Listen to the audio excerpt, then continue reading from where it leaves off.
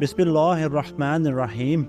ایک مرتبہ حضرت علی شیر خدا رضی اللہ تعالیٰ عنہ کوفے کی مسجد میں تشریف فرما تھے۔ مجمع میں شام سے آیا ہوا ایک مسافر بھی تھا۔ نہایت ادب سے کھڑا ہوا اور عرض کی، اے امیر المومنین، مجھے کچھ سوالات میں تشویش ہے۔ میں آج یہاں آپ کی موجودگی کا سن کر آپ سے چند سوالوں کے بارے میں جاننے کے لیے آیا ہوں۔ میں آپ سے ان کے متعلق درست معلومات چاہتا ہوں۔ آپ رضی اللہ تعالیٰ عنہ نے جواب دیا، اگر تم سوالات پوچھنا چاہتے ہو تو پوچھو، اگر ضد بازی یا بحث کا ارادہ رکھتے ہو تو محفل کے آداب کو دیکھو اور خاموشی سے بیٹھ جاؤ۔ یہ مکالمہ سن کر ہجوم میں لوگ بھی آپ کی جانب متوجہ ہوئے۔ اس شخص نے حضرت علی رضی اللہ تعالیٰ عنہ سے سوالات کا آغاز کیا اور کہا، اے امیر المومنین، مجھے یہ بتائیں کہ تخلیق کائنات میں اللہ نے سب سے پہلے کس کو تخلیق کیا؟ آپ رضی اللہ تعالیٰ عنہ نے فرمایا، اللہ نے سب سے پہلے نور کو پیدا کیا۔ اس نے سوال کیا، اللہ نے زمین، آسمان اور پہاڑوں کو کس چیز سے بنایا؟ آپ رضی اللہ تعالیٰ عنہ نے فرمایا، اللہ نے آسمانوں کو پانی کی بہارات سے اور زمین کو پانی کی جھاگ اور پہاڑوں کو پانی کی موجوں سے بنایا۔ پھر اس نے سوال کیا، مکہ کو ام القریٰ کیوں کہا جاتا ہے؟ آپ نے فرمایا، ام القریٰ کے معنی ہے ہر ترتیب کی ماں، کیونکہ زمین کی ہر چیز اس کے نیچے سے بچھائی گئی۔ اسی لیے عرب کے شہر مکہ جہاں بیت اللہ شریف ہے اسے ام القریٰ کہا جاتا ہے۔ اس آدمی نے اگلا سوال کیا، زمین کے اوپر کے آسمان کو کس چیز سے پیدا کیا گیا؟ آپ رضی اللہ تعالیٰ عنہ نے جواب دیا، رکی ہوئی فوج سے۔ اس نے اگلا سوال کیا کہ اے امیر المومنین، جیسا کہ قرآن میں 7 آسمانوں کا ذکر آیا ہے، آپ ہمیں ان 7 آسمانوں کے نام اور ان کے رنگ بیان کر دیجئے۔ آپ رضی اللہ تعالیٰ عنہ نے فرمایا، جو آسمان زمین کے اوپر ہے اس کا نام رفیع ہے اور وہ پانی، بہارات اور دھول سے بنا ہوا ہے۔ دوسرے آسمان کا نام کیازوم ہے اور اس کا رنگ تانبے جیسا ہے۔ تیسرے کا نام مودون ہے اور اس میں ملے جلے رنگ ہیں۔ چوتھے آسمان کا نام ارفعلون ہے اور اس کی رنگت چاندی جیسی ہے۔ پانچویں آسمان کا نام ہیون ہے اور اس کی رنگت سونے جیسی ہے۔ چھٹے آسمان کا نام عروس ہے اور وہ سبز یاقوت کا بنا ہوا ہے۔ ساتویں آسمان کا نام اجمع ہے اور یہ سفید موتیوں سے بنا ہوا ہے۔ اس آدمی نے اگلا سوال کیا کہ اے علی المرتضیٰ شیر خدا رضی اللہ تعالیٰ عنہ، آپ مجھے یہ بتائیں، بیل وہ واحد جانور ہے جس نے آسمان کی طرف اپنا سر نہیں اٹھایا، ایسا کیوں؟ آپ رضی اللہ تعالیٰ عنہ نے جواب دیا، جب سے قوم بنی اسرائیل نے گوسالہ کی پوجا کی تھی تبھی سے بیل شرم کے مارے آسمان کی طرف سر نہیں اٹھاتا۔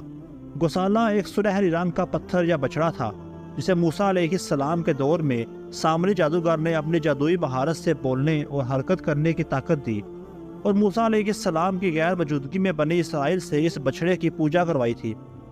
مجمع میں موجود تمام لوگ حضرت علی رضی اللہ تعالیٰ عنہ کی حاضر جوابی اور علمی قابلیت سے متاثر ہو رہے تھے۔ شام سے آئے ہوئے مسافر نے اگلا سوال پوچھا، اے امیر المومنین، وہ کون سے نبی تھے جنہوں نے ایک ہی وقت میں 2 بہنوں سے شادی کی تھی؟ آپ رضی اللہ تعالیٰ عنہ فرمانے لگے، وہ یعقوب بن اسحاق علیہ السلام تھے۔ انہوں نے ایک ہی دن ایک ہی وقت میں 2 سگی بہنوں لیا اور راحیل سے نکاح کیا تھا، لیکن اس کے بعد اللہ نے بیک وقت دونوں بہنوں سے نکاح کو اسلام میں حرام قرار دے دیا۔ اس آدمی نے اگلا سوال پوچھا، مد و جزر کیا ہے؟ آپ نے جواب دیا، اللہ نے سمندروں پر ایک فرشتہ مقرر کر رکھا ہے، جب وہ سمندر کے پانی میں اپنا پاؤں رکھتا ہے تو مد پیدا ہوتا ہے اور جب نکالتا ہے تو جزر۔ مد و جزر سمندر کے پانی کو خود بخود بلند ہونے اور کم ہونے کے امر کو کہتے ہیں۔ اس آدمی نے اگلا سوال کیا، یہ بتائیں کہ جنات کا باپ کون ہے اور اللہ نے یہ جنات کی طرف کس نبی کو مبعوث کیا تھا؟ حضرت علی رضی اللہ تعالیٰ عنہ نے فرمایا، جنات کے جد اعلیٰ شمان ہے اور اللہ نے اسے آگ کے شعلوں سے پیدا کیا تھا، اور اللہ نے جنات کی طرف ایک نبی کو مبعوث فرمایا تھا جن کا نام یوسف تھا، جنہوں نے جنات کو اللہ پاک کی عبادت کی دعوت دی، لیکن انہوں نے اس نبی کو قتل کر دیا۔ اس شخص نے دوبارہ دریافت کیا، ابلیس کا آسمانوں میں کیا نام تھا؟ حضرت علی رضی اللہ تعالیٰ عنہ نے جواب دیا، حارث۔ پھر اس نے پوچھا، حضرت آدم علیہ السلام کا نام آدم کیوں رکھا گیا اور انہوں نے کتنی عمر پائی؟ آپ رضی اللہ تعالیٰ عنہ نے فرمایا، کیونکہ وہ عدیم و عرض یعنی نایاب زمین کی کھال سے بنائے گئے تھے، اس لیے ان کا نام آدم تھا اور 200 سال عمر پائی۔ اس نے سوال کیا، میراث میں مرد کے 2 جبکہ عورت کا 1 حصہ رکھا گیا ہے، جبکہ اسلام تو مساوات کا حکم دیتا ہے۔ آپ رضی اللہ تعالیٰ عنہ فرمانے لگے جنت میں حضرت حوا علیہ السلام نے جو ہوشہ اٹھایا تھا اس پر گندم کے 3 دانے تھے، انہوں نے خود ایک رکھا، آدم علیہ السلام کو 2 دیے، کیونکہ وہ ہمارے جد ہیں، اس لیے اس نسبت سے وراثت میں مرد کے 2 اور عورت کا 1 حصہ مقرر ہوا۔ اس نے پوچھا مہدوم کون سے نبی پیدا ہوئے؟ آپ رضی اللہ تعالیٰ عنہ نے فرمایا اللہ نے حضرت آدم علیہ السلام، ان کے بیٹے حضرت شیش علیہ السلام، حضرت ادریس علیہ السلام، سام بن نوح علیہ السلام، حضرت داؤد علیہ السلام، حضرت سلیمان علیہ السلام، حضرت لوط علیہ السلام، حضرت اسماعیل علیہ السلام، حضرت موسیٰ علیہ السلام، حضرت عیسیٰ علیہ السلام اور حضرت محمد صلی اللہ علیہ وآلہ وسلم کو مہدوم پیدا فرمایا۔ اس شخص نے دریافت کیا روح عرض پر شعر سب سے پہلے کس نبی نے عرض کیے؟ آپ رضی اللہ تعالیٰ عنہ نے جواب دیا حضرت آدم علیہ السلام نے۔ جب حضرت آدم علیہ السلام زمین پر اتارے گئے اور انہوں نے ہر طرف زمین کی خاک اور مسحت اور ہوا کو دیکھا، اور پھر جب شیطان کے وسوسے کی وجہ سے قابیل نے حابیل کو قتل کیا تو آدم علیہ السلام نے شدید غم میں یہ اشعار کہے جن کا ترجمہ ہے اور ان کے رہنے والے بدل گئے اور زمین کا چہرہ خراب اور گرد آلود ہو چکا ہے، رنگ و ذائقہ رکھنے والی چیز بدل گئی اور سورج چہرے کی بشاشت ماند پڑ گئی۔ میں اپنے طول و حیات کو باعث غم سمجھتا ہوں، اور کیا زندگی کے خاتمے کی وجہ سے مجھے چین مل سکے گا؟ میں آنسو آہر کیوں نہ بہاؤں؟ حابیل قبر میں دفن ہو چکا ہے اور قابیل نے اپنے بھائی کو قتل کر دیا۔ غم و حسد سانولا سرونا بیٹا گم ہو گیا۔ یہ بات سن کر سب ہی حاضرین خاموش ہو گئے۔